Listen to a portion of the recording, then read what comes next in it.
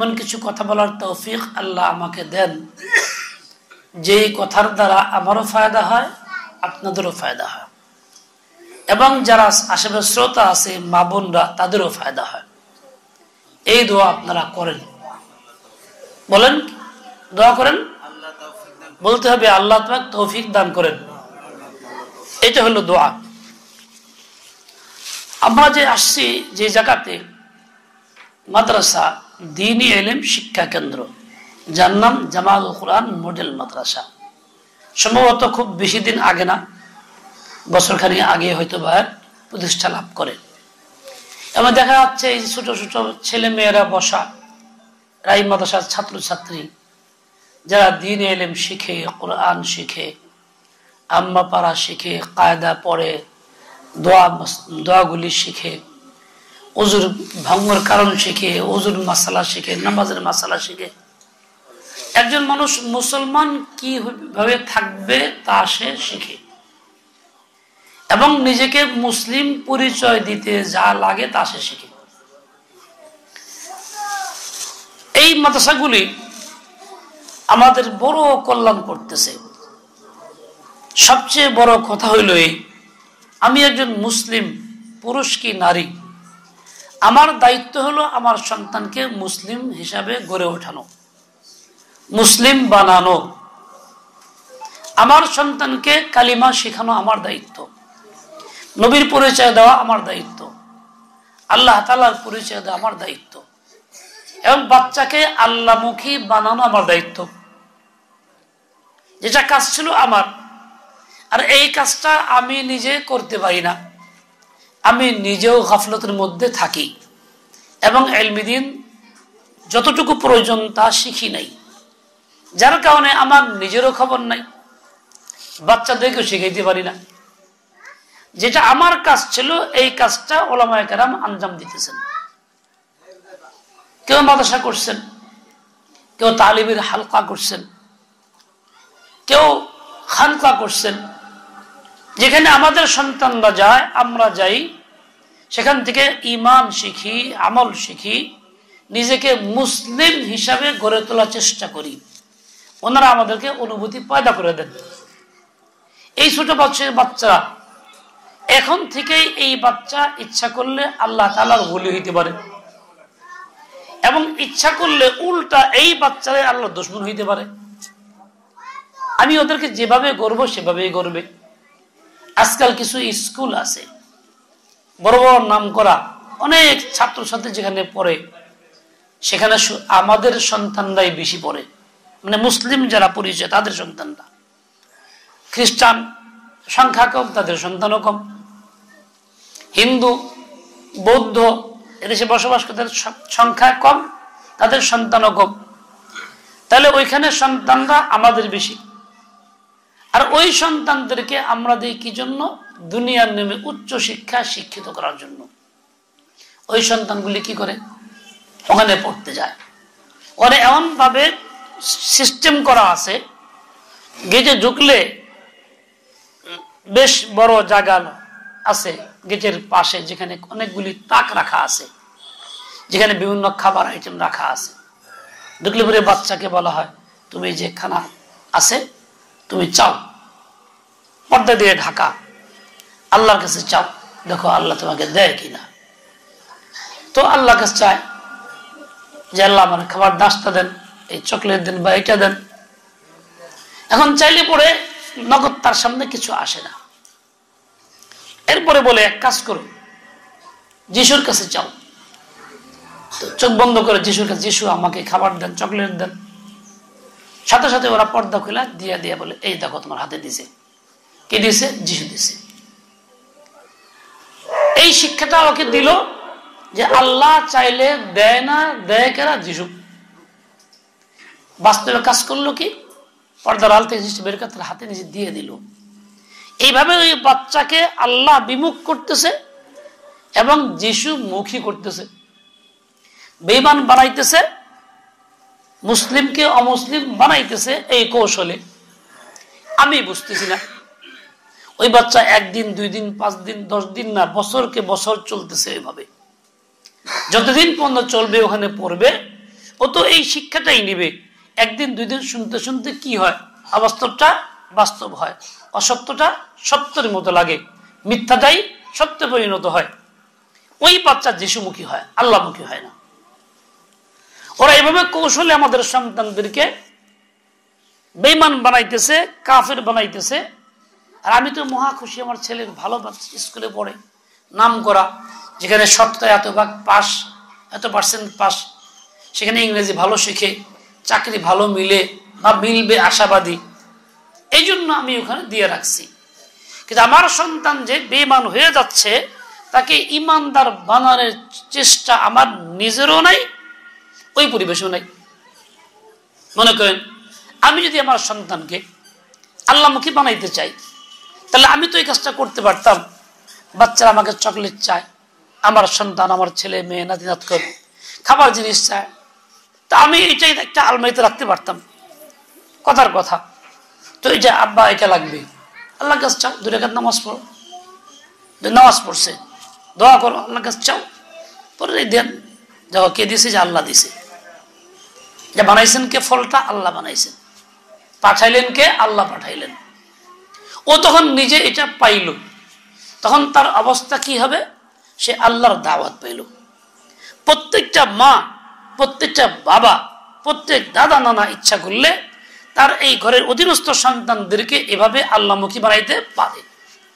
কিন্তু আমার নিজেরাও এই চিন্তা করি না, সন্তানদের বেলা মতো কোনো ফিকির নাই, বাস ইনকাম করি, খাওয়াইতেছি, ভালো মন্দ যা ইচ্ছা তাই, যা চাই তাই দিতেছি, দুনিয়ার স্রোতে স্কুলে পাঠাইতেছি, ওখানে কি হইতেছে খবর থাকতেছে না। ও ভাই, আমার আপনার কর্তব্য হইল যেমন নিজে মুমিন হয়ে থাকা, মুসলিম হয়ে থাকা, বাচ্চাদেরকে মুমিন ভাবে, মুমিন হিসাবে গড়া, তাদেরকে মুমিন বানাইয়া রাখা, মুসলিম হিসাবে গড়া, মুসলিম বানায় রাখা।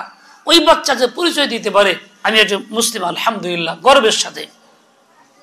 আমি আজকে যদি না করি, আমার অজান্তে সন্তানগুলি, আমি নামাজি হব, হাজি গাজী হব, আমার সন্তান বেঈমান কাফির হবে। কয়দিন পরে সে আমার গলায় টিপি দিবে, মাথায় বাড়ি দিবে, বলবে সব বুড়া মানুষ, নামাজ পড়লে কোনো কাজ নাই, সমাজের বোঝা, এই নামাজ পড়লে কি হয়? এই জায়গা দিছি মাদ্রাসার জন্য, মাদ্রাসা ভাঙবে, জায়গা দিছি মসজিদের জন্য, মসজিদ ভেঙে দিবে। ওই সন্তানটাই যাকে আদর করে খাওয়াইছি, পালছি, যার হাতে আমি বেঈমানের অস্ত্র তুলে দিছি, ও আমার মাথায় বাড়ি দিবে, মসজিদ ভেঙে ফেলবে। যা ঘটছে পূর্ব তিমুরে, সেখানে শতভাগ মুসলিম সন্তান ছিল। আমাদের মুসলিমদের গফলতের কারণে সন্তানদেরকে আল্লাহমুখী বানাই নাই, সুশিক্ষা দেই নাই। এই সুযোগে খ্রিস্টানরা ভিতরে ঢুকছে, ওরা এই শিক্ষার নামে এইভাবে বাচ্চাদেরকে মেহনত করে ওখানে উঠাইছে, যেই ওদের কাছে গেছে সে অমুসলিম হয়ে উঠছে, খ্রিস্টান হয়ে উঠছে, পুরা দেশটা ওদের দখল হয়ে গেছে। এখন ওরাই ওদের বাপ দাদারকে মারছে, যারা নামাজ পড়তো, ওদের মুসলিম ওরাই ভাঙছে, খ্রিস্টানরা এসে ভাঙ্গে নাই, আমাদের সন্তান দিয়ে ভাঙ্গাই দিছে। এই কয়েকদিন দেখলাম, কিছুদিন আগেও প্রচার হয়েছে, ভিডিও তো আসছে, যে হিন্দুত্ববাদীরা কি করে মুসলিম সন্তানদেরকে ধরে মারবে, জয় শ্রীরাম বলার চেষ্টা করে, একটা ভিডিও আসছে, মারতেছে, পড়াইতেছে। সাহসটা কেন পাইতেছে? আমার নিজের কারণে। আমি নিজে কোনো খোঁজখবর রাখতেছি না, আমি সচেতন না, বাচ্চাদেরকে সচেতন করি না, যার কারণে বাতিল ঘরের উপরে এসে পড়তেছে, শক্তি অর্জন করতেছে। সেইটা একা একা আসতেছে না, আমার সহায়তা আসতেছে, আমার সন্তানের সহায়তা আসতেছে, আমার কারো নাতির সহায়তা আসতেছে, কারো নাতনির সহায়তা আসতেছে, ডাইরেক্ট আসতে পারতেছে না। তাহলে মূল ভূমিকাটা তো আমার হওয়া দরকার ছিল, কিন্তু আমি তা করি নাই। এই মাদ্রাসাগুলি কি হইতেছে? এই মাদ্রাসাগুলি আমার কাজটাই করতেছে, আমার সন্তানের কালিমা শিখাইতেছে, মুসলিম বানাইতেছে, আমার সন্তানকে আল্লাহর বান্দা বানাইতেছে, আল্লাহর বান্দি বানাইতেছে, আমার সন্তানকে এই অনুভূতি পয়দার চেষ্টা করতেছে। কাজটা ছিল আমার, করতেছে ইনারা। সুতরাং এই প্রতিষ্ঠানের যাবতীয় কাজগুলি আমার কাজ হিসাবে, আমার এই প্রতিষ্ঠানের দায় দায়িত্ব আমার। সন্তান যেমন পালি, আমার ইনকাম করি, আমার টাকা দিয়া, তাকে টাকা কাপড় দেই, পয়সা দিয়ে, এই দেই, সই দেই, ঠিক এই মাদ্রাসা আমার অংশ, আমার সন্তানের একটা অংশ। এখানে আমি আমার টাকা দেব, পয়সা দেব, উপার্জনের থেকে, হালাল থেকে যা লাগে আমি করব। কেন না? এই কাজটা আমার ছিল, এই কাজটা ওনারা করে দিচ্ছে, ওনার সহযোগী। ওনারা আমার কাছে সহযোগিতা করতেছে, আমি হলে মূলত এই কাজের জিম্মাদার, দায়িত্বটা আমার। দেখেন, একজন মা ইচ্ছা করলে বাচ্চাকে জাহান্নাম থেকে মুক্ত করতে পারে, আল্লাহ ওয়ালা আল্লাহ ওয়ালি বানাইতে পারে। একজন বাবা ওই রকম পারে। তুলনামূলক বাবারা বাইরে থাকে বেশি, মারা থাকে বাড়িতে বেশি। এই জন্য মায়েদের ঘিরেই বাচ্চা কাচ্চারা থাকে। একটা বয়স পর্যন্ত মার প্রতি খুব আসক্ত, মাকে ছাড়া কিছুই বুঝে না, বাবাকে বুঝে সাময়িক, বাবার কাছে যায়, জিদ করে কিছু চায়, বাবা বাইরে চলে যাওয়ার যে সে মারলো গেলে থাকে। 6-7 বছর পর্যন্ত মা মা মা নিয়ে ব্যস্ত। এই 2টা 3টা 5টা সন্তান মায়ের সঙ্গে গুরগুর করতেছে। একটা মা যদি নিজে ভালো হয়, আখলাক ওয়ালি হয়, চরিত্রবান নারী হয়, নামাজি হয়, আল্লাহর কাছে কান্নাকাটি করে বেশভূষা সুন্নত মোতাবেক হয়, সে যদি গুনাহের কাজে লিপ্ত না হয়, সে মোবাইল প্রেমিক না হয়, নেট প্রেমিক না হয়, তাহলে এই বাচ্চা যখন দেখবে মা নামাজ পড়ে, সাজদা করে, কান্নাকাটি করে, দোয়া করে, কার আল্লাহর কাছে দোয়া করে, মা তো সুন্নতি পোশাক পরে চলে, মা তো পর্দা করে, কারো সাথে দেখা দেয় না, মা তো আল্লাহ আল্লাহ জিকির করতেছে, মা ডান হাতে খানা খায়, মা দস্তখানে খানা খায়, মা যখন এইগুলি করতেছে, ওই বাচ্চা দেখা দেখি একা একা ওইগুলি করবে। কোরআনে পাকে আল্লাহ তাআলা হুকুম দিচ্ছেন 3 রকমের। একরকম হুকুম যা শুধু পুরুষদের জন্য, পুরুষরা সেগুলি পালন করবে। তার মধ্যে জিহাদ একটা হুকুম, পুরুষদের জন্য দায়িত্ব, এটা বড় মহিলাদের দায়িত্ব নাই, পুরুষরাই বাস্তবে জিহাদ আঞ্জাম দিবে। রাষ্ট্র পরিচালনা মেল কাজটা পুরুষরা করবে। এই বিষয়ে হুকুম আছে কোরআনে পাকে, হাদিসের মধ্যে ইসলামের বিধান আছে। কিছু কাজ আছে যে কাজগুলো শুধু মহিলাদের জন্য, শ্রেণী ভিন্ন, দায়িত্ব তাদের ভিন্ন, যেন ইবাদত তরিকা তাদের ভিন্ন, নামাজ আছে পরিমাণের সমান, রাকাত সংখ্যা সমান, তরিকা ভিন্ন। রোজা আছে, পুরুষের আছে, নারীরও আছে। হজ মাল থাকলে দুজনেরই আছে, যাকাত মাল থাকলে দুজনেরই আছে। কিন্তু অতিরিক্ত কিছু কাজ মা বোনদের আছে, যে কাজগুলি পুরুষরা আঞ্জাম দেয় না, কিছু কাজ পুরুষের আছে যেগুলি মহিলা আঞ্জাম দেয় না। আজান দেওয়ার দায়িত্ব পুরুষদের, কোন নারীর থাকে না। ইমামতের দায়িত্ব পুরুষের, কোন নারীর না। ঈদগাহে যাওয়ার দায়িত্ব পুরুষের, কোন নারীর না। কিন্তু এই সন্তান লালন পালনের কাজটা মার দ্বারা আঞ্জাম দেয়। মা এটা দায় পালন করে, দুধ পান মা করায়। এই সন্তানকে পেশাব করা, পায়খানা করা, গোসল করা, এই করা সেই করা, যাবতীয় তাকে তরবিয়ত করে ওঠানো মার কাজ। বাবারা বাইরে থাকে, বাবারা যোগান দেয়, কাজটা আঞ্জাম মা দেয়। আমাদের দেশে মা বোনরা স্নান করে, তারা আমাদের খানা পাকায় দেয়, আমাদের বিছনা সাফ করে দেয়, কাপড় চোপড় ধুয়ে পরিষ্কার করে দেয়, ঘরগুলি সাফ রাখে, সংসারের অনেক কাজ তারা নিজ দায়িত্ব করে থাকেন। তারা বড় ইহসান করে আমাদের প্রতি। ওই কাজগুলি আমার কাজ ছিল, তারা করতেছে। কিন্তু একটা কাজ এমন আছে যেই কাজের ক্ষেত্রে আল্লাহ দুজনকে হুকুম দিয়েছেন। সেই কাজটা কি? ইয়া আইয়ুহাল্লাযীনা আমানু কু আনফুসাকুম ওয়া আহলিকুম নারা। হে ঈমানদার পুরুষ নারী, তোমাদের উভয় শ্রেণীর জন্য এই হুকুম, তোমরা নিজেকে জাহান্নাম থেকে বাঁচাও। তোমরা নিজেকে জাহান্নাম থেকে বাঁচাও।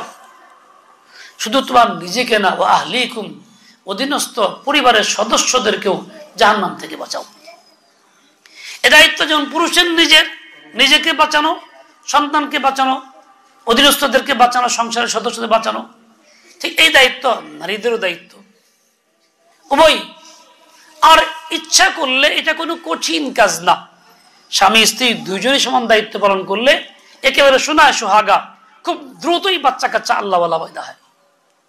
শুধু ফিকির রাখতে হয়, আর বেফিকির হয়ে গেলে উল্টা যাওয়ার তাই হয়। এখন এই যে হুকুমটা, নিজেকে জাহান্নাম থেকে বাঁচাও এবং অধীনস্থ পরিবার সদস্যদেরকে বাঁচাও, এই হুকুম উভয়ের জন্য। কিন্তু তারপরও অভিজ্ঞতার আলোকে এই হুকুমটা বেশি বর্তায় মা বোনদের ক্ষেত্রে। কেন? পরিবারের সদস্যরা বেশিরভাগ নির্ভর করে মার উপরে, মহিলার উপরে। এই জন্য তার সাথে সময়টা বেশি কাটায়। ছোট যখন গড়ার সময় মা যদি একটু খেয়াল করে, তাহলে ওই বাচ্চা আল্লাহওয়ালা, আল্লাহ ওয়ালি হয়। খাজা বখতিয়ার কাকি রহমতুল্লাহ আলাইহি বহুত বড় আল্লাহওয়ালা ছিলেন। ভারতে অনেক প্রসিদ্ধ ব্যক্তি, যার জন্য অনেক কীর্তিকলাপ আছে। ওনার মা ওনাকে শিখাইছেন। যখন মক্তব থেকে আসছে, বলছে মা ক্ষুধা লাগছে, নাস্তা দাও। মা সরাসরি নাস্তা দেয় নাই, বলছে বাবা 2 রাকাত নামাজ পড়ো, আল্লাহর কাছে চাও, দেখো আল্লাহ দিবেন। তো বাচ্চা 2 রাকাত নামাজ দোয়া করে, আল্লাহর কাছে চায়, তো আল্লাহ তাআলা অবশ্যই তো দেন, মায়ের মাধ্যমে দিচ্ছেন। মা কোথাও নাস্তা রেখে দিছে, মা নামাজ তো পড়ছি, দোয়া তো করছি, দেখো কোথাও আছে, তালাশ করে দেখে নাস্তা রাখা, খাইতো। এভাবেই চলতেছে দীর্ঘদিন পর্যন্ত। একদিন মা কোথাও কাজে গেছেন, আসতে অনেক দেরি, নাস্তা বানাইতে পারে নাই। ছুটির সময় হয়ে গেছে, বাচ্চা মাদ্রাসা ঠিকই আসছে। তখন মা ঘরে নাই, রুটিন নিয়মিত অভ্যাস হয়ে গেছে, 2 রাকাত নামাজ পড়ে দোয়া করে নাস্তা খাইতে বসছে। মা আসতেছে, খুব তাড়াহুড়া করতেছে, হাই হতাশ, কি জানি আজকে নাস্তা না পাইলে তো তার আকীদা নষ্ট হয়ে যাবে, আল্লাহর সঙ্গে সম্পর্ক থাকবে না, বিশেষ হারায় ফেলবে। এই জন্য দ্রুত আসতেছে আর চোখের পানি দোয়া করতেছে, আল্লাহ তুমি ইজ্জত রক্ষা করো, আমি তো তোমার মুখী বান্দার জন্য এই চেষ্টাটা করতেছি, আজকে আমি নাই, সে নাস্তা না পায়, আস্থা হারায় ফেলবে। মা দোয়া করতেছে আর দ্রুত আসতেছে, আইসা দরজা দাঁড়াই দেখে ছেলে খাইতেছে। বাবা নাস্তা কোথায় পাইলা? বলো কেন? দোয়া করছি, নামাজ পড়ছি, আল্লাহ দিছে। ঠিক আছে খাও। মা কিন্তু নাস্তা তৈরি করে দেয় নাই সেদিন। সেদিন নাস্তা কোত্থেকে আসছে? সরাসরি আল্লাহ তাআলার দরবার থেকে আসছে, আল্লাহ পাঠাইছে। একদিন মায়ের ওয়াসিতা মাধ্যমে ছিল, এখন মার মাধ্যম না, ডাইরেক্ট আল্লাহ পাক দিছে। এখন ছেলে বলছে মা নাস্তা তো রোজই খাই, প্রতিদিনই তো খাই, আল্লাহ দেয়, কিন্তু প্রতিদিন যে মজা লাগে আজকের মজা ভিন্ন রকম, আজকে যে মজা লাগতেছে আর কোনদিন এরকম মজা লাগে নাই। কেন? এই নাস্তা কে দিছেন? আল্লাহ তাআলা দিছেন। এই ছোট্ট 7-8 বছরের বাচ্চাটা সে আল্লাহ থেকে চায় নিয়ে নিজে বাস্তবে পাইছে এবং খাইছে। আচ্ছা, এই বাচ্চা যখন ছোট সময় এইভাবে পাইলো, তো আজীবন কি তার আকীদা নষ্ট হবে? আজীবন সে আল্লাহকে নিয়ে ব্যস্ত থাকবে, আল্লাহমুখী হয়ে থাকবে। প্রত্যেক মুসলিম নর নারীর কর্তব্য ছিল এইটা। কাজে প্রত্যেক মা যেমন ঘরে ছোট বাচ্চাদের ক্ষেত্রে এই কাজটা করতে পারে, প্রত্যেক পুরুষও এই কাজটা করতে পারে, তাহলে তার ঘর থেকে যখন বাচ্চা আল্লাহমুখী হবে, ইমানদার হবে, আল্লাহকে বিশ্বাস করবে, তোমার যেখানেই যাক না কেন, যে কেউ দাওয়াত তার দিক না কেন, ওই দাওয়াত তার ভিতরে ঢুকবে না, বরং ওই মাতা পিতার জীবনের প্রথম দিকের শিক্ষাটাই তার কাছে প্রবল থাকবে, ওটা আসল শিক্ষা হবে। আমি একদিন আমার কাছে এক মেহমান আসছিল, তো আমার ছোট্ট ছেলে ওই 6 থেকে 7 বছর খেলতেছিল, 6 বছরের বাচ্চা। আমি আর মেহমান কথা বলতেছিলাম, ওই মেহমানের সামনে নাস্তা দিমু কি কয়েকটা রুটি আর একটু ওই মাছের তরকারি ঝুল ছুটাই দিছি নাস্তা খাওয়ার জন্য। মেহমান খাইছে, খাই এখন ওই ঝুল টুল থাকা অবস্থা হাত দিবার চায়, দিছি বাধা, হাত দেওয়া যাবো না। হুজুর প্রতিদিন তো এরকম কই ফালাই দিই, কিছু হয় না, মনে হয় এটা খাওয়া সুন্নত, এটা খাইতে হবে চাইটা শেষ পর্যন্ত, এটা আল্লাহর নিয়ামত, এখানে বেকদরি করা যাবে না। কারণ এই যে পানি সুরা আছে, সুরার মধ্যে লবণ আছে, এর মধ্যে মরিচ আছে, এর মধ্যে আরো অন্য মশলা আছে, এর মধ্যে ফেরেশতার মেহনত আছে, এর মধ্যে আল্লাহ পাকের আগুন, কুদরতি আগুনের তাপ আছে, অনেক কিছু নিয়ামত, এর মধ্যে লবণ আছে, মরিচ আছে, সবই তো আছে। কাজে এই আপনি একটু ফালাবেন মানে কি, কতগুলি নিয়ামত একসঙ্গে ফালাই দিলেন, কত নিয়ামতের বেকদরি করলেন। এই আজকে চা মানুষ বেশিরভাগ পান করে 3 ভাগের 1 ভাগ ফালায় দেয়, 4 ভাগের 1 ভাগ ফালায় দেয়, এটার নাম হলো ফ্যাশন, ভদ্রতা, দোকানে চা রেখে আসে। অথচ এই 1 কাপ চার 4 ভাগের 1 ভাগ ফেলে দিলে কত চিনি চলে যাচ্ছে, কত পানি অপচয় হইতেছে, কত আগুন অপচয় হইতেছে, ফেরেশতার মেহনতটা বেকদরি হইতেছে। আমি তো ফালাইলাম সামান্য একটু, 1 কাপের 4 ভাগের 1 ভাগ, 1 কোটি লোক ফালাই দিলে কতগুলি পড়লো? কমপক্ষে 25 লাখ কাপ পড়ে গেল। এই 25 লাখ কাপের মধ্যে কত চিনি ছিল, কত পানি সেখানে গেল, কত নিয়ামত, চা কতটুকু সেখানে ছিল, একত্র করলো, অনেক বড় কিছু খরচ হয়ে গেল। আমি একা ফালাইছি, বোঝা যায় না, এত বড় স্টাফের মধ্যে হইতেছে। ওইরকমই দেখেন আল্লাহ পাকের বান্দা যে হয় সে গভীর চিন্তা করে, ইসরাফ সে মোটেই করে না, ছোটও না বড়ও না। বড়টাও যেমন ইসরাফ কবিরা গুনাহ, ছোটটাও ইসরাফ কবিরা গুনাহ। তো ওই লোকটা ওইরকম হাত দিতে চেষ্টা করতেছে, দিলাম বাধা, আবার কিছু খায় আবার হাত চেষ্টা করে, আবার বাধা দিছি। এমন তাকে বয়ান করেছে নবীর তরিকা হইলে এইটা। বাচ্চাটা বল খেলতেছিল আর ঘুরতেছিল। পরের দিন ওই বাচ্চাটা একসঙ্গে খাইতে বসছি, আর খায়া চায়া প্লেটটা খুব সুন্দর করে খাইছে, খায়া একদম পরিষ্কার করে দেখে আব্বা হয়েছে না, আমার কয় হয়েছে না, হ্যাঁ সুন্দর হয়েছে। কালকে মেহমানরা কইছেন না, আমি কিন্তু সব শুনছি। কাল মেহমানরা কইছেন না, আমি কিন্তু সব শুনছি। ওরা কিন্তু আমি কই নাই, ও খেলতেছিল, ওখানে দৌড়াদৌড়ি করতেছিল, কইছি মেহমানরে, কিন্তু ওই খেলার মধ্যেই তার ব্রেন ছিল আমার কথার দিকে, এই জন্য সে গ্রহণ করছে। পরের দিন সে বলতেছে দেখেন হয়েছে না, আমি কিন্তু সুন্দর করে খাইছি, আমি কিন্তু সব শুনছি, কালকে মেহমানরা কইছেন। তাহলে বাচ্চার ভিতরে গ্রহণ করার মতো কি পরিমাণ মাদ্দা থাকে। কাজে এই বাচ্চাকে আমি যা দেবো তাই গ্রহণ করবে, ভালোটা দিলেও গ্রহণ করবে, খারাপটা দিলেও। এই জন্যই দিন শিখানোর উত্তম বয়স হলে বাচ্চা বয়স। তো আল্লাহ কি বলছেন, ইয়া আইয়ুহাল্লাযীনা আমানু কু আনফুসাকুম ওয়া আহলিকুম নারা, হে ঈমানদার পুরুষ নারী, তোমাদের কর্তব্য হলো নিজেকে জাহান্নাম থেকে বাঁচানো, ঠিক তেমনি অধীনস্থ আপনজনকে জাহান্নাম থেকে বাঁচানো। জাহান্নাম থেকে বাঁচানোর প্রক্রিয়া হবে এই বয়সে। মা করবে এটা, বাপ তার সাহায্যকারী হবে, পরামর্শদাতা হবে। বাপও অনেক ক্ষেত্রে করবে, বাপ ছেলেকে মসজিদে নিয়ে যাবে, বাপ ছেলেকে ওয়াজ মাহফিলে নিয়ে আসবে, বাপ ছেলে কোনো আল্লাহ ওয়ালা সোহবতে নিয়ে যাবে। কোনো কাজ নাই, কোনো আমল সে করুক না করুক, চলো যাই বাবা অমুক হুজুরের সঙ্গে দেখা করে আসি, অমুক আল্লাহ কাছ থেকে দেখা করে আসি, কিছু না বলো এমনি ঘুরে আসি, চলো যাই। ও কিছু না করুক, বসুক, আল্লাহকে দেখুক, নজরে পড়ুক।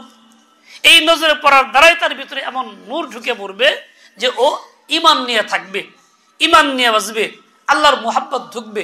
মনে রাখবেন, আপনি যদি এমন জায়গায় বসা থাকেন যেখানে বরফের টুকরা থাকে, তাহলে বরফের চাকার ঠান্ডা আপনার গায়ে আসতেই থাকবে, বরফ কিন্তু আপনার কিছু বলবে না, ও না বললেও ঠান্ডা গায়ে লাগবে। ওইরকম কোন আল্লাহ ওয়ালার কাছে আপনি বসছেন, আপনার সন্তান নিয়ে বসায় দিয়েছেন, হয়তো তিনি কিছুই বলেন নাই, চুপচাপ ছিলেন, 10 মিনিট আপনি চলে আসছেন, বাচ্চাও চুপচাপ ছিল, চলে আসছে, কিন্তু ওই বরফের যেমন তাসির গায়ে লাগতেছে, আল্লাহ ওয়ালার দিলের জিকিরের তাসির ওই মানুষের দিলে লাগতেছে, ওই বাচ্চার দিলেও লাগতেছে। আল্লাহ ওয়ালার দিলের ওই দরদ যা আল্লাহর মুখে আছে, মুহাব্বত ভালো যা আছে, এটা ওর তার প্রতি পড়তেছে। হাকিমুল উম্মতের কাছে এক বাচ্চাকে নিয়ে গেছে এক বাপ, খুব দুষ্টামি করে, চঞ্চল খুব বেশি, 6 থেকে 7 বছর বয়স। এই বাচ্চাটাকে নিয়ে গেছে, বাপ অনুমতি চাইছে, হযরত আমার ছেলে খেলে আসতে চায়, কিন্তু খুব বেশি চঞ্চল, আমি তো হিম্মত করি না আপনার কাছে আনতে, কিন্তু খুব জিদ ধরছে, কি করব? আমি ঠিক আছে নিয়ে আসো। তো রাস্তা পড়া 350 মাইল রাস্তা, ট্রেনে আনছে, খালি রাস্তায় শিখেছে, বাবা গিয়ে এইটা করো না, ওইটা করো না, হুজুরের সঙ্গে দৌড়াদৌড়ি করো না, চুপচাপ বসে থাকো, নাহলে আমার এই অসুবিধা ওই অসুবিধা, অনেক রাস্তা শিখাইছে। তো বাচ্চা মানুষ বাবার কথা শুনে এসে চুপচাপ বসে রয়েছে, কিচ্ছু লড়াচড়া দেয় না। হাকিম বলছে, তোমার বাচ্চা কই? কই হুজুর, কই তো বাচ্চা দেখি না, এত বুড়া দেখতেছি, চুপচাপ বসে রয়েছে। বাচ্চা তো চঞ্চল থাকবে, কই তুমি যে কইলা, কই চঞ্চল কই? বাস। এরপরে এই বাচ্চাটা এই 2-3 দিন থাকছে এখানে, আর কিচ্ছু হয় নাই, বাবার সঙ্গে চলে গেছে। সপ্তাহ 2 পরে এই বাচ্চা একা চলে আসছে, বাড়ির থেকে একাই চলে আসছে, একদম একা, বাবা জানে না, মাও জানে না, কোথায় আসছে জানি না। এসে পৌঁছে থানা বলেন, হাকিম দরবার এসে পৌঁছে গেছে। হযরত দেখে বুঝতে পারে এই বাচ্চাটা হেফাজত করছেন, ঠিক আছে এই বাচ্চাটাকে হেফাজত করো, ব্যবস্থা করছেন। ওর বাবা পরেশান হয়ে যে আমার ছেলেগুলো কোথায়, তো খবর দিছে, বলে হ্যাঁ ঠিক আছে, বাচ্চা আসে, নিয়ে যাও। হাকিম রহমতুল্লাহ আলাইহি মহান আশরাফি থানভী একদিন জিজ্ঞাসা কইরা দিনের বেলা একটু বিশ্রাম নিতে, চোখটা বন্ধ, ঘুমান নাই। এই অবস্থায় বাচ্চা চুপচাপ আইসা ঘরে ঢুকছে, ঢুইকা উনি দেখছেন বাচ্চা ঢুকলো, কিছু বলে চোখ বন্ধ রাখছেন। আইসা হুজুরের বুড়া পায়ের বৃদ্ধাঙ্গুলি চাটতেছে, হুজুর কিছুই বলেন নাই, যে থাক ওর মতো জাকারে করুক গা, আমি উঠে পড়ি, চোখ খুলি, লজ্জা পেয়ে যাইবো গা, ভয় পেয়ে যাবো গা, থাক। ও ইচ্ছা মতো পাও চাইতে পড়ে গেছে গা, বাচ্চাকে শিখাইলো যে পাওয়াটা আমার চাকতে হবে, এটা আমার দরকার। ওই বাচ্চা জিজ্ঞাসা করে, হযরত मोहब्बत कैसे पैदा होती है? 7 বছরের বাচ্চা। হযরত আল্লাহ পাকের मोहब्बत कैसे पैदा होती है? ভালোবাসা কেমনে পয়দা হয়? আল্লাহর ভালোবাসা। কি ওই বাচ্চাকে কেমনে বোঝাবেন? বলছেন এক কাম করো, 2 হাত একত্র করো, রগড়ো, ঘষো, খুব ঘষো। ঘষছে, অনেক গরম হয়েছে। হুজুর অনেক গরম হয়েছে, আর করতে পারি না। দেখো যেমন নাকি ঘষতে ঘষতে গরম হয়ে যায় হাতটা, रगड़ते रगड़ते गर्मी पैदा होती है, घसीटते घसीटते गर्मी पैदा होती है, ऐसा ही घसीटते घसीटते अल्लाह की मोहब्बत पैदा होती है। ওইরকমই অন্তরে যখন তুমি আল্লাহ পাকের মোহাব্বতে এই ঘষা লাগাইবা, এই ঘষতে ঘষতে মহব্বত পয়দা হয়েই যাবে। ওই বাচ্চা জিজ্ঞাসা করছে, হযরত বললেন যে এই বাচ্চা যে আজকে এই অবস্থা, নিশ্চয়ই একদিন সে বড় কিছু হবে। এই লোকটাই হয়েছেন মাওলানা শামসুল হক আফগানি, যিনি আলেম হইয়া বড় হইয়া 250 খন্ডের একটা তফসির লিখছেন। 250 খন্ডের, কল্পনা করা যায় না। শামসুল হক আফগানি, কিন্তু এর প্রথম জীবন কি? বাচ্চা, চঞ্চল, বাপ দিয়ে আসছে হযরতের কাছে, এমনি সাথে আসছে বাচ্চা। কিন্তু হযরতের কাছে আসার পরে এই হযরতের দিলের তাস এমন পড়া পড়ছে, এমন আকর্ষণ পড়ছে, ওই ছোট্ট বয়সে আল্লাহর মোহাব্বত চায়। ওই বয়সে সে পাও চাকতেছে, ওই বয়সে আল্লাহওয়ালা হয়ে গেছে। আজকে আমি সন্তানদের আল্লাহওয়ালাদের কাছে নেই না, নেক সোহবতে নেই না, নিজে কোন রকম নিজে যাই, কেউ কেউ, বেশিরভাগ তো যাই না। ওয়াজ মাহফিলে গেলে হয়তো আমি যাই, ওদেরকে দেখে রাস্তা দুষ্টামি করতেছে, মোবাইল নিয়ে খেলতেছে, ওরাও কিছু কই না, চলো যাই আদর করে। ভাই যাইতে চায় না, এই বানায় থুয়ে আসি। চাইতে চায় না কি? দুনিয়া অনেক কিছু করতে চায় না, তাও আদর করে করাই। এটা কি করান যাইতো না? 1-2 দিন করান যাইতো না? কিন্তু এই বাচ্চা আসলে কি হইতো? বলে আপনার দ্বারা কিছু না হোক, ওই আল্লাহওয়ালা ব্যক্তির নজর পড়তো, ইনশাআল্লাহ মোহাব্বত পয়দা হইতো, সে একদিন বড় কিছু হইতো। এই জন্য তো সন্তান জন্মগ্রহণ করলে ইসলামে কি তরিকা? বলে এই সন্তানকে তুমি প্রথমে কানে আজান দিয়ে দাও, শব্দগুলি বলো, বাম কানে ইকামত দিয়ে দাও, শব্দগুলি বলো। এই বাচ্চাকে আল্লাহওয়ালার কাছে নিয়ে যাও, তার মুখে লালা লাগাই দাও, তাহনিক করো। কেন? যাতে নেক সোহবতের তাসিরে সে নেক হয়ে যায়। আফসোস লাগে আমাদের সন্তানরা আজকাল আমরা মাখলুক মুখী হয়েছি, হাসপাতাল মুখী। ঘরে সন্তান প্রসবের চিন্তা আমাদের নাই, কিছু হইলে আগের থেকেই তৈরি, টাকা পয়সা জমাই দিয়েছি, আমার অপারেশন করতে হবে, সিজার করতে হবে। মাও ব্যস্ত, বাবাও ব্যস্ত, যাত্রা সেও ব্যস্ত। এত কষ্ট সহ্য করা যাইব না, 3 দিন কষ্ট করা যাইব না, বাতা শুরু হইলেই বাস সিজার। মাখলুক মুখী হয়ে গেছি, ওখানে সিজার হইতেছে, ওখানে আপনজনে কেউ থাকতে পারতেছে না, ওইখানে ওই বাচ্চার কানে আল্লাহু আকবার বলার কেউ থাকতেছে না। ও জন্ম আসার পরে আল্লাহু আকবার শুনে না, ও শুনে কি? ওই বেডের সামনে আছে টিভি, নাচ গান চলতেছে, ওই মা যেমন শুয়ে শুয়ে দেখতেছে, মৃত্যুপথ জাতির রোগী ওইটা তামসা দেখতেছে। মৃত্যুপথ জাতির রোগী তো গুনাহ থেকে বাইচা আল্লাহর মুখী হওয়া দরকার ছিল, লা ইলাহা ইল্লাল্লাহ বলা দরকার ছিল, আল্লাহ আল্লাহ বলা দরকার ছিল। এমন জায়গায় ভর্তি করছি, ওইখানে এমন কেউ দেখতেছে, নজরে পড়তেছে, যেখানে আল্লাহর নাম নাই, রাসূলের তরিকা নাই, যেখানে উল্টা বদ্দিনী আছে, গুনাহ আছে, শয়তান তাকে ধোঁকা দিয়া কালিমাতে ফেরার ব্যবস্থা আছে। গুনাহ যেখানে হয় শয়তান সেখানে থাকে, কাজে ওই লোকটাকে ওই দিয়ে ঘুরায় রাখতেছে। তাহলে এই মৃত্যুর সময় অবস্থা, জন্ম সময় অবস্থা। ফল কি? আমরা মুসলিম সমাজে পরিচয় হিসেবে থাকলেও মৃত্যুর সময় ঈমান নিয়ে মরতে পারতেছি না। আমার বাচ্চা মুসলিম হিসেবে দুনিয়াতে আসতেছে না, আমি তাকে আল্লাহর নাম শিখাইতেছি না, ঠিক তেমনি তাহনিক করাইতেছি না। যত সময় আমি তো দূরেই রাখছি, আর এর জন্য কত ব্যস্ত, কত পয়সা খরচ, কত তামসা, সবগুলি সুন্নতের খেলাফ, রেওয়াজ মোতাবেক করতেছি, কিন্তু আসল কাজ কেউ করতেছি না। এমনকি বাচ্চার জন্য কেউ দোয়াও করি না। আফসোস লাগে, ছোট বাচ্চার জন্য কি দোয়া ছিল, আল্লাহ নবী কি দোয়া করতেন? আল্লাহ ফাক্কিহু ফিদ্দিন, ইয়া আল্লাহ এই বাচ্চাকে দ্বীনের বুঝ দিয়ে দেন। প্রথম দোয়া ছিল এইটা, সাহাবায়ে প্রথম দোয়া ছিল এইটা, উমর ফারুকের প্রথম দোয়া ছিল এইটা, নবীর প্রথম দোয়া ছিল এইটা। আনাসকে নিয়ে গেছেন, ইয়া রাসূলুল্লাহ এই বাচ্চা দোয়া করে দেন। তো কি দোয়া করছেন? আল্লাহ ফাক্কিহু ফিদ্দিন, ইয়া আল্লাহ দ্বীনের বুঝ তারে পরিপূর্ণ দেন। আমার কাছে দোয়া চাইলে বেশি কি কমু? আল্লাহ তোরে বড় বানাই, উচ্চ বিদ্যান বানায় দিক, তোরে বড় চাকরি মিলে দিক। আমরা বেশি বুড়া বুড়িরা এইটুক কই, আসল যে কথাটা ছিল তোমাকে আল্লাহ ইমানদার বানাক, দ্বীনের বুঝ দিক, এই কথা বুড়া বুড়ির মুখে আর আসে না, এই কথা মুরব্বীদের মুখে আর আসে না, হাত্তাকে আলেমদের মুখেও আসে না। একটা সামাজিক কিছু একটা কয়ে দিই আর কি, দোয়া করি আল্লাহ ভালো করুক, এইটুকুই। ও ভাই, সবচেয়ে ভালো ছিল দিন দেওয়া। এর জন্য না ফিকির আছে, না তৈরি করতেছি, না দোয়া করতেছি। সকল মাতা পিতার দোয়া ছিল এইটা, সকল মুরব্বীদের দোয়া ছিল এইটা, আল্লাহ ফাক্কিহু ফিদ্দীন, হে আল্লাহ আপনি একে দ্বীনের পরিপূর্ণ জ্ঞান দেন। দ্বিতীয় কথা ছিল এইটা, বারিক ফি উমরিহি, তার হায়াত বরকত দেন, হায়াতের মধ্যে দীর্ঘ হায়াত দান করেন। ওয়াকসির মালাহু, জীবনে চলার জন্য হালাল মাল লাগবে, এটাও বাড়াইয়া দেন।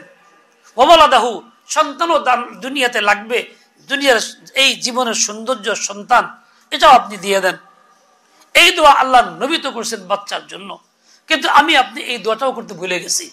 তাহলে বাচ্চার মঙ্গল কামনা এদিকেও করি না। হাদিসে পাকে আসছে, মা নাহারা ওয়ালিদুন ওয়ালাদাহু আফজালা মিন আদাবিন হাসান, কোন পিতা তার সন্তানকে দুনিয়ার অনেক কিছুই দেয়, কেউ বাড়ি, কেউ গাড়ি, কেউ বিল্ডিং করে ভাড়া সিস্টেম, কেউ ব্যাংকের পুঁজি, এই সেই ইত্যাদি ইত্যাদি। এইসব জিনিস দেওয়ার মধ্যে কোনো খায়ের বা কামিয়াবি নাই। বলে সবচেয়ে উত্তম দান হইল দ্বীনের ইলম শিখানো। যেই পিতা, যেই মাতা তার সন্তানকে দ্বীনের ইলম শিখাই দিল, ঈমানের ইলম শিখাই দিল, দ্বীনের বুঝ করায় দিল, সে যদি দুনিয়ার কোনো সম্পদ দিতে নাও পারে, সে হলো সবচেয়ে উত্তম সম্পদ তাকে দিয়ে গেল। আল্লাহ নবী তো এই কথা বলছেন। আমি নবীর উম্মতের দাবিদার, বিশ্বাস তো করি, মুখে মুখে বলি, কাজের ক্ষেত্রে মোটেই বিশ্বাস করি না। এই জন্য এইটা দিই না, বরং দুনিয়ার ওই সব কিছু দেওয়ার চেষ্টা করি। এই ফিকির থাকে গালেব, যার জন্য এই বাচ্চা বাচ্চার মতোই হয়ে যাচ্ছে, আর আমি আমার মতোই আছি। আগে যেমন অশিক্ষিত থাকলেও বাচ্চারা বাপ মার অধীনে থেকে জিকির আজকার শিখতো। বহু বয়স্ক লোক ছিল যারা সকালবেলা ফজরে পরে বাড়িতে তেলাওয়াত করতো, বহু লোক আর শুদ্ধ কিছুটা কিছু পড়তো, জিকির আজকার করতো, লা ইলাহা ইল্লাল্লাহ পড়তো, নাতি নাতকে কুলে নিয়ে বসে বসে পড়তো, ছোট বাচ্চা কুলে নিয়ে জিকির করতো। ওই বাচ্চা ওর দিকে তাকাইতো, মুখ দিকে তাকাইতো, নাক হাত দিত, মাঝে মধ্যে সে লা ইলাহা ইল্লাল্লাহ কইতো, আল্লাহ আল্লাহ কইতো। ওই বাচ্চা মাতা পিতা দাদা দাদির কাছ থেকে জিকির শুনে অভ্যস্ত হয়ে যেত, সে দিনদার হয়ে উঠতো। আজকাল কোনো মুরব্বীকে দেখি না, না জিকির করে, না তিলাওয়াত করে, না বাচ্চাকে নিয়ে বসে এই কাজটা করে। বড় একটা জিনিস দেখা যায়, মোবাইল, প্রত্যেক মা মোবাইল, প্রত্যেক বাবা মোবাইল, বয়স্ক দাদা দাদিরা মোবাইল, সকালবেলা মোবাইল তামসা, এই খবর ওই খবর, এই তামসা ওই তামসা, ওই বাচ্চাকে নিয়ে উঠতেছে। এমনকি আফসোস লাগে যে বাচ্চাকে বিষ খাওয়াইতেছি অনবরত, ছোট বাচ্চাদেরকে মোবাইল দিতেছি, কি জন্য? খাওয়ার জন্য। বলে বাচ্চা খায় না মোবাইল ছাড়া। তো সে কি মার পেট থেকে মোবাইল সাথে নিয়ে আসছিল? তুমি যে খাইছো তখন কেউ মোবাইল দিছিল কেরা? তোমার মার মোবাইল কে দিছিল? তোর বাবার খাওয়ার মোবাইল কে দিছিল? তুমি কেন দিয়ে অভ্যাস করছো? আমার সন্তানের মোবাইল আমি দেই নাই, আমার সন্তান না খেয়ে থাকে, তারা কি খায় না? কই তুমি যে দিয়া কইছো খায়, খায় না, এর মোবাইল দেওয়ার লাগে। তারপর ইচ্ছা কি তো তাকে এভাবে তুমি বেমান বানাইতেছ, বদ্দিন বানাইতেছ, আল্লাহ মুখী বানাইতেছ না। তুমি খেলার ছেলে খাওয়াইতেছো, নেয়ামত তো আল্লাহর দেওয়া নেয়ামত, শুকর আদায় করার দরকার ছিল, উচিত ছিল ওই বয়েল ফেলে দিয়া তাকে বিসমিল্লাহ খানা মুখে তুলে দিবা। তুমি মুজতে বিসমিল্লাহ, বাচ্চা বলতে পারবে না। তুমি মাঝে মধ্যে আলহামদুলিল্লাহ বলবা, লাকাল হামদু বলবা, ও বাচ্চা বলতে পারবে না, ওর কানে যাবে। উচিত ছিল যখন তুমি খানা শেষ করো তো তুমি খানা শেষের দোয়াটা পড়বা, আলহামদুলিল্লাহ আতামানা ওয়াসাখানা পড়বা। ওই বাচ্চা বলতে পারবে না, ওর কানে পড়বে। তোমার মুখের কথা যখন কানে, বাচ্চার কানে পড়বে, ও একদিন না একদিন বলবেই, তা একাই বলার চেষ্টা করবে, অস্পষ্ট ভাষায় হলেও বলবে, বড় হইলে বলবে, তার জন্য সহজ হবে। কিন্তু তা তুই না বলে দিছো মোবাইল। তুমি যাই কিছু বিসমিল্লাহ খানাও খাও না, আলহামদুলিল্লাহ বলো না, লাকা আলহামদু বলো না, ও মোবাইল নিয়ে তামসা করতেছে, খেলতেছে, তাহলে তাই তুমি খানা দিতেছো। আল্লাহ পাকের দেওয়া নেয়ামত বেকদরের সাথে তুমি খাওয়াইতেছো, তুই বাচ্চা কি হবে, তারা কদর কি করবে? এভাবেই বংশধর ধ্বংস হয়ে যেতেছে। এর মাঝেও মাদ্রাসাগুলি কায়েম হইতেছে, ওলামাকে মেহনত করতেছেন। এই জন্য সকলের দায়িত্ব আমরা যেন এই বাচ্চা কাচ্চাকে এই মাদ্রাসামুখী বানাই, ইমান আমল রক্ষা করার চেষ্টা করি। দুনিয়ার শিক্ষা দিব, আপত্তি নাই, কিন্তু ইমান রক্ষা হয় এমন পরিবেশে দিব, ইমান ধ্বংস হয় এমন পরিবেশে না। ইমান আনা যেমন ফরজ, ইমানের উপর বহাল থাকাও ফরজ, ইমান রক্ষা করাও ফরজ।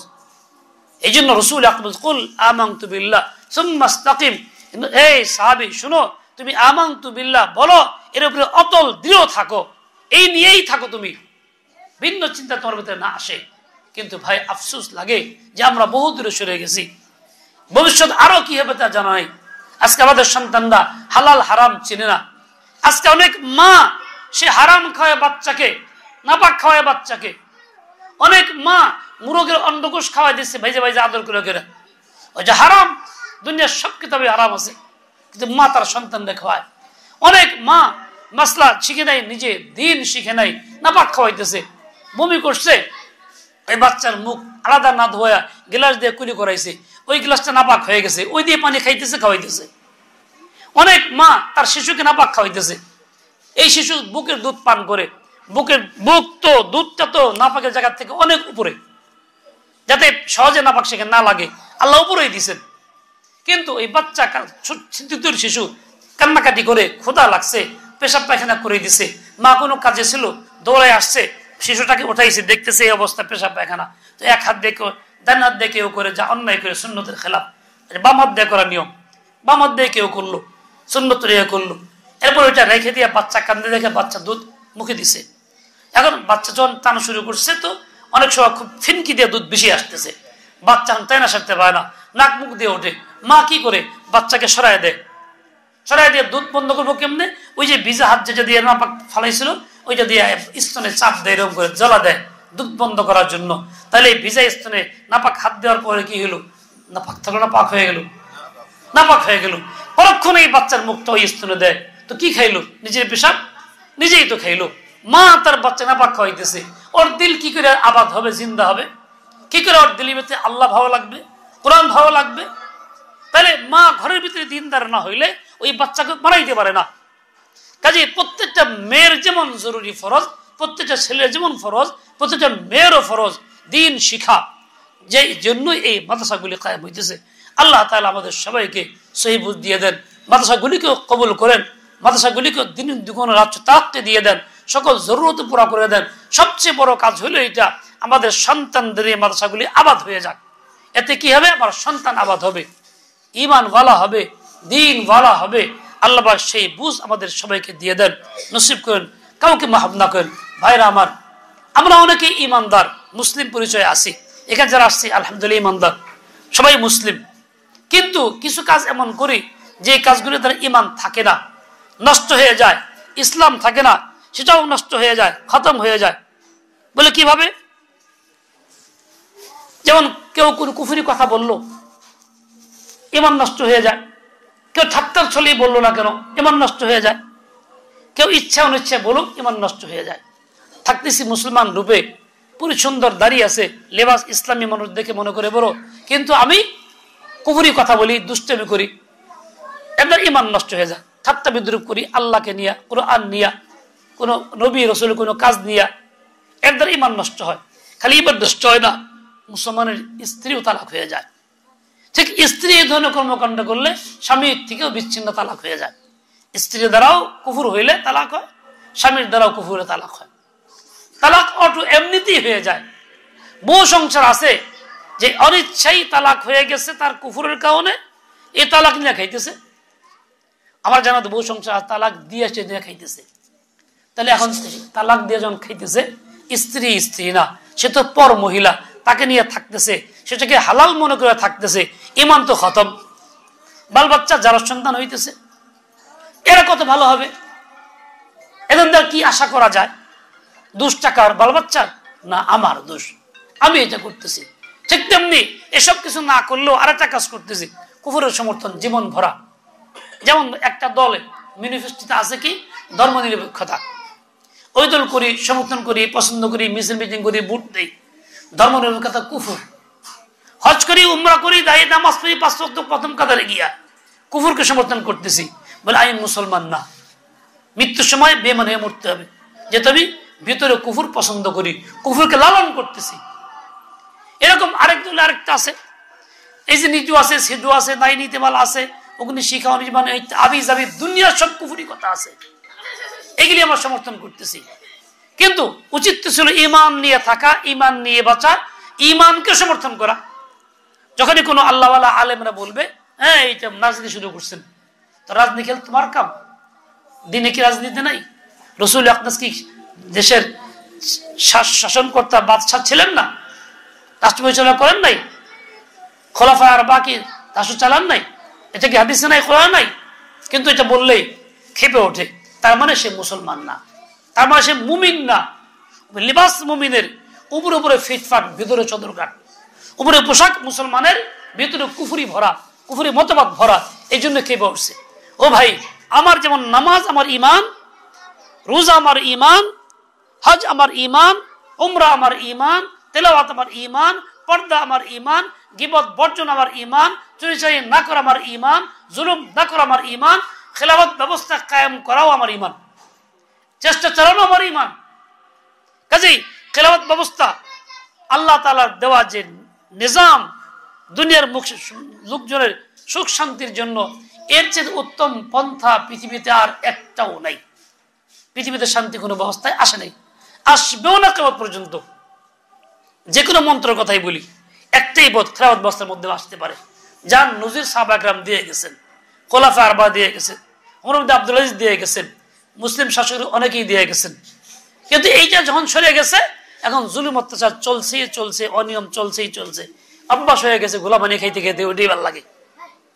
এই জন্য কুফরকে সমর্থন করতেছি। ও ভাই, ইমান নিয়ে যাওয়া যাবে না, বিমান হয়ে মরতে হবে, দিমাগ ওয়াশ করতে হবে, গোলামি ফালাইতে হবে, ইমানের অধীনে আনতে হবে আমাকে নিজেকে। এই জন্য খেলাফত ব্যবস্থার মেহনত করে যেতে হবে, একে অপরকে বলতে হবে, শিখাইতে হবে, আলোচনা চর্চায় আনতে হবে। ধর্ম বর্ণ ভিন্ন মত সবার জন্য খেলাফত। বলেন তো, ধর্ম বর্ণ ভিন্ন মত বলতে পারেন না বাংলা ভাষা? বলেন, ধর্ম বর্ণ ভিন্ন মত। বাচ্চারা কও, ধর্ম বর্ণ ভিন্ন মত সবার জন্য খেলাফত। ধর্ম বর্ণ ভিন্ন মত সবার জন্য খেলাফত। জুড়ে জুড়ে, ধর্ম বর্ণ ভিন্ন মত সবার জন্য খেলাফত। আমরা কার গোলাম? আমাদের মালিক কে? বলো, আমাদের মালিক কে? ইবাদত করি কার? বলো, আল্লাহ ছাড়া মাবুদ নাই, আমরা তারই গোলাম ভাই। জুড়ে কও, আল্লাহ ছাড়া মাবুদ নাই। মুরব্বীদের মুখে আসে না কেন? এটা বেশি আসা দরকার ছিল। হ্যাঁ, আল্লাহ ছাড়া মাবুদ নাই, আমরা তারই গোলাম ভাই। মহাগ্রন্থ আল কুরআন, মহাগ্রন্থ আল কুরআন নাজিল করেছেন আর রহমান। হযরত মুহাম্মদ শেষ নবী, গোলাম আহমদ মিথ্যাবাদী। হযরত মুহাম্মদ শেষ নবী, গোলাম আহমদ মিথ্যাবাদী। এক লোক গোলাম আহমদ, তার নাম, সে দাবি করছে মিথ্যা নবুয়তের দাবি। এলে মিথ্যা নবী কইলে তো নবী শিকারই করা হইল, মিথ্যাবাদী। শেষ নবী মুহাম্মদ, বলেন সবাই, শেষ নবী মুহাম্মদ। ঈসা নবী উম্মত। ঈসা আলাইহিস সালাম নবী ছিলেন, দুনিয়াতে আসবেন, আবার কি দায়িত্ব নিয়া? উম্মতের দায়িত্ব নিয়া। শেষ নবী মুহাম্মদ, ঈসা নবী উম্মত। নতুন কোন নবী নাই, সংসদেও আইন চাই, হাতে হাতে মোবাইল ফোন, ইমান আমল করছে খুন। বলেন, হাতে হাতে মোবাইল ফোন, ইমান আমল করছে খুন। দেখতে দেখতে মোবাইল ফোন, নেক আমলে ধরছে ঘুণ। দেখতে দেখতে মোবাইল ফোন, নেক আমলে ধরছে ঘুণ। নিজেরাও শিখি, বাচ্চা বাচ্চাকে শিখিয়ে দেই, এর প্রতি ঘৃণা পয়দা করি। আল্লাহ তাআলা আমাদের সবাইকে সহি বুঝ দিয়ে দেন, হিম্মত আলিয়া দিয়ে দেন, ইমান নিয়ে বাঁচার, ইমান নিয়ে মরার তৌফিক দান করেন। ওয়া সাল্লাল্লাহু তাআলা আলা নবিয়িল উম্মি ওয়া আলা আলিহি ওয়া আসহাবিহি ওয়া বারাকা ওয়া সাল্লাম।